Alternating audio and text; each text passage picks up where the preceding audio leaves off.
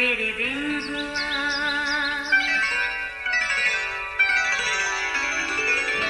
نیا پھر دن ہوا، پرانی رات کا کرے سو شکر ہم خدا کی ذات کا، خدا کی ذات کا نیا پھر دن ہوا۔ آج کی آیت۔ اور جب سبا کی ملکہ نے خداوند کے نام کی بابت سلیمان کی شہرت سنی تو وہ آئی تاکہ مشکل سوالوں سے اسے آزمائے۔ پہلی سلاطین 10 باب پہلی آیت۔ عزیزو، خدا کے دل پسند بندے داؤد بادشاہ کا بیٹا جب اسرائیل کے تخت پر بیٹھا تو وہ بھی خدا کا منصور نظر ہوا، کیونکہ اس کی خدا سے دعا کی صورت میں کی گئی گفتگو خدا کو اس قدر پسند آئی کہ خدا نے اس کے مانگنے پر قوم اسرائیل کے انصاف کے لیے نہ صرف سمجھدار دل بلکہ اپنی حکمت بھی عطا کی، اتنی کہ سب قوموں میں سے اور زمین کی طرف سے لوگ جنہوں نے اس کی حکمت کی شہرت سنی تھی سلیمان کی حکمت سننے آتے تھے۔ سلیمان نے اپنے لیے کچھ بھی نہ مانگ کر خدا سے وہ سب کچھ پا لیا جو اس کے گمان میں بھی نہ تھا، سو وہ اپنی تاریخ کا ایسا بادشاہ بنا جس کے بارے میں خدا نے خود فرمایا تھا کہ اس جیسا بادشاہ نہ پہلے کبھی ہوا، نہ اب ہے اور نہ ہی کبھی ہوگا۔ عزیزو، آج بادشاہ کے محل میں بڑی ہلچل تھی۔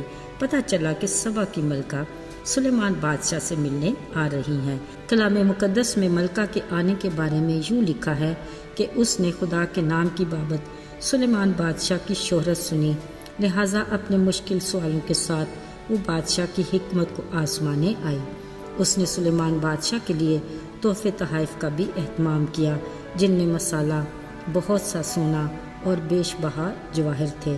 اس نے دل کھول کر بادشاہ سے گفتگو کی اور وہ سب کچھ پوچھا جو اس کی آرزو تھی۔ عزیزو، بادشاہ نے بھی اس کی ہر بات کا جواب ایسی حکمت سے دیا کہ وہ حیران رہ گئی۔ صرف یہی نہیں، وہ بادشاہ کا محل، دسترخوان کی نعمتیں، ملازموں کی نشست، خادموں کی حاضر باشی اور ان کی پوشاک، جس چیز کو دیکھا ایک سے ایک بڑھ کر پایا۔ سلیمان بادشاہ نے سبا کی ملکہ کو وہ سیڑھی بھی دکھائی جس سے وہ خداوند کے گھر کو جاتا تھا۔ اس نے بادشاہ کے سامنے اقرار کیا کہ میں نے تیرے بارے میں جو سنا وہ میرے لیے خبر سے بڑھ کر کچھ نہیں تھا، مگر اب جو میں نے اپنی آنکھوں سے دیکھا، تیری حکمت اور اقبال مندی وہ ان سب باتوں سے کہیں زیادہ بڑھ کر ہے۔ عزیزو، وہ ملکہ خدا کے منظور نظر بادشاہ سلیمان سے اس قدر متاثر ہوئی کہ برملا بول اٹھی، خوش نصیب ہیں تیرے لوگ اور ملازم جو تیرے حضور کھڑے رہ کر تیری حکمت سنتے رہتے ہیں۔ اس نے بادشاہ کے خدا کی عظمت کو بھی مانا اور اپنی زبان سے خداوند کو مبارک کہا، جس نے سلیمان جیسے بادشاہ سے خوشنود ہو کر اسے اسرائیل کے تخت پر بٹھایا۔ بلا شبہ وہ اپنی قوم سے محبت رکھتا ہے اور تجھ جیسا بادشاہ مقرر کیا کہ اس کا عدل و انصاف کرے۔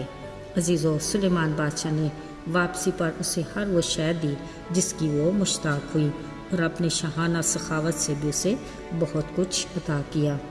عزیزو، سبا کی ملکہ کی سلیمان بادشاہ کے حق میں کہی ہر بات غور طلب ہے۔ خدا نے نہ صرف سلیمان بادشاہ کو اس ملکہ سے عزت دلوائی بلکہ خدا کے نام کو بھی جلال ملا۔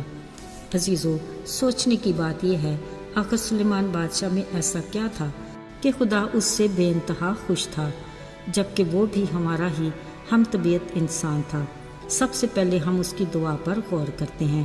اس نے انصاف کے لیے سمجھدار دل مانگا، یعنی انصاف جو خود خدا کی پاک ذات کا خاصہ ہے۔ اس کے نزدیک عدل و انصاف کی کس قدر اہمیت ہے۔ اس نے فرمایا کہ اس کے سوا میں اور تجھ سے کیا چاہوں گا کہ تو انصاف کرے۔ عزیزو، اگر ہم اپنے بارے میں سچ کہیں تو واقعی ہماری فطرت میں انصاف ناپید ہے۔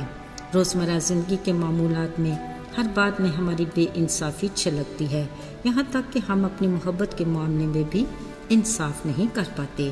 دوسری بات، سلیمان نے خدا سے حکمت مانگی۔ خدا کی دی ہوئی حکمت کی خوبی یہ ہے کہ وہ پاک ہوتی ہے، ملنسار، حلیم، تربیت پذیر، حلم اور اچھے پلوں سے لدی ہوئی، بے طرفدار اور بے ریا۔ ذرا دیکھیے کہ سلیمان بادشاہ نے خدا سے حکمت مانگی تاکہ اس کی حکمت کی یہ ساری خوبیاں اس کے اخلاق اور کردار اور شخصیت میں سرایت کر جائیں، اور پھر ایسا ہی ہوا۔ یہی وجہ تھی کہ سبا کی ملکہ نے سلیمان بادشاہ کا رویہ، سلوک اور اس کا رکھ رکھاؤ دیکھ کر اچھے الفاظ میں اس کی تعریف کی۔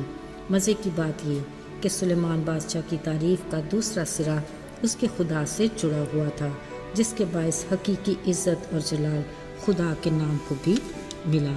اب ضرورت اس امر کی ہے کہ خدا سے مانگتے وقت ہم بھی ایمان کے ساتھ کلام مقدس کی ہدایت سے اس کی مرضی کے مطابق مانگیں تاکہ ہماری بھی سنی جائے، کیونکہ خدا نے دعا نہ سنی جانے کی وجہ بھی بتا دی۔ فرمایا، تم مانگتے ہو مگر تمہیں ملتا نہیں، اس لیے کہ تم اپنی عیش و عشرت کے لیے مانگتے ہو۔